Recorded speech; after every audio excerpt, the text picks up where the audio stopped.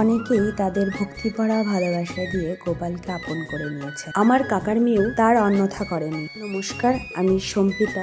আমার ছোট্ট বোন স্মৃতি গোপালকে বাড়িতে আনার পরের থেকেই ও ভেবে রেখেছিল যে ওর ছোট্ট গোপালকে আমার হাত দিয়ে নতুন করে সাজিয়ে তুলবে। আমি আমার মিষ্টি বোনটির এই আবদার ফেলতে না পেরে গোপালকে নতুন একটি রূপে সাজিয়ে তোলার চেষ্টা করছি, ঠিক যেমন ভাবে ও ওর ছোট্ট গোপালটিকে সাজিয়ে তুলতে চেয়েছে এবং আমাকে বলেছে সেইভাবে আমি সাজিয়ে তুলেছি। ছোট্ট গোপালটি নতুনভাবে সেজে যেন ও আরো বেশি সুন্দর হয়ে উঠেছে।